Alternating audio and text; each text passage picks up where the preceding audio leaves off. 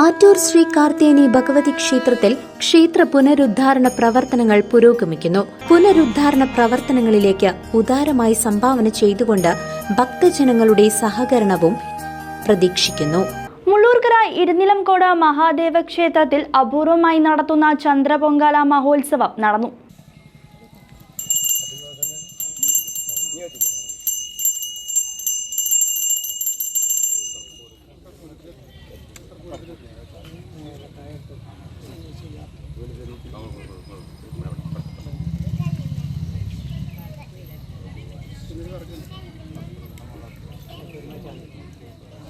Secretary വരൂ. Secretary വരൂ. ഇങ്ങനെ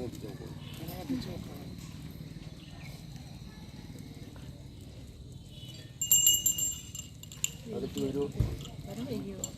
എവിടെ ഭഗവാൻ ശരണം.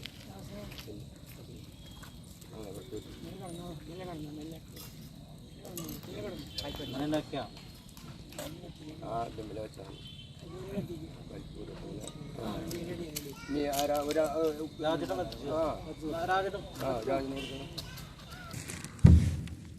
അപൂർവ അമ്പലങ്ങളിൽ മാത്രം നടത്തുന്ന ചന്ദ്രപൊങ്കാല മഹോത്സവത്തിന് മുള്ളൂർക്കര ഇരുനിലംകോട് മഹാദേവ ക്ഷേത്രം വേദിയായി.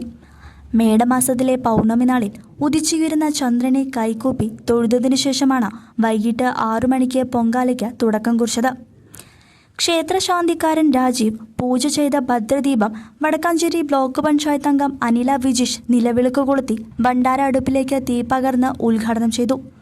ഭണ്ഡാര അടുപ്പിലേക്ക് തീ പകർന്നതോടെ 100 കണക്കിന് സ്ത്രീകൾ തയ്യാറാക്കിയ അടുപ്പിലേക്ക് തീ പകർന്ന് ചന്ദ്രപൊങ്കാല മഹോത്സവത്തിന് തുടക്കമായത്.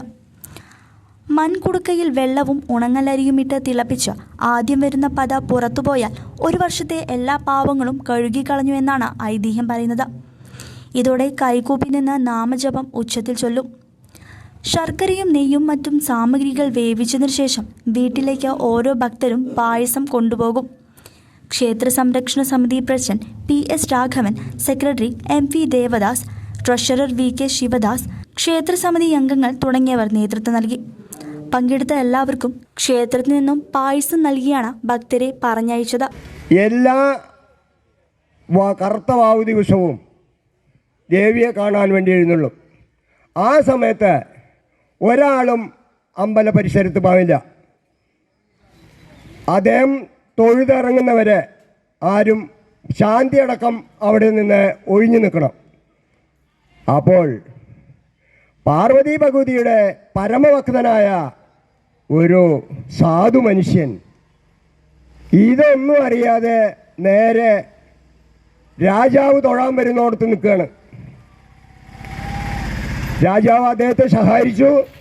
അതുപോലെ തന്നെ തൂക്കിലേറ്റാൻ പറഞ്ഞു. അപ്പം പരമശിവൻ പറഞ്ഞു, ഭഗവതി പാർവതി, നിന്റെ ഭക്തനെ ഇതാ ശിക്ഷിക്കാൻ പോകുന്നു, വേണ്ട കാര്യങ്ങൾ ചെയ്തോളൂ എന്ന് പറഞ്ഞു. ശ്രീ പാർവതി കയ്യിൽ കിടക്കുന്നതായ ആ രത്നമോതിരം എടുത്തുകൊണ്ട് ആകാശത്തേക്ക് എറിയാണ്. അത് കറങ്ങി കറങ്ങി ഒരു ചന്ദ്ര രൂപമായി തീരുകയാണ്, പൂർണ്ണചന്ദ്രൻ. അങ്ങനെ പൂർണ്ണചന്ദ്രൻ ഉദിച്ചു തുടങ്ങുന്നു. രാജാവ് മറ്റ് ജനങ്ങളും നോക്കിയപ്പോൾ കറുത്ത വാവു ദിവസം പൂർണ്ണചന്ദ്രൻ ഉദിച്ചിരിക്കുന്നു. രാജാവ് ഇദ്ദേഹം ശിക്ഷയിൽ നിന്ന് ഒഴിവാക്കി മാപ്പ് ചോദിച്ചു. അതുപോലെ തന്നെ ഭഗവതിയോട് മാപ്പ് ചോദിച്ചു. ഇനി ഇങ്ങനെയുള്ളൊരു അബദ്ധം എൻ്റെ ഭാഗത്തു നിന്നുണ്ടാവില്ല, എല്ലാവരും സമന്മാരാണെന്ന് രാജാവ് പ്രഖ്യാപിച്ചു.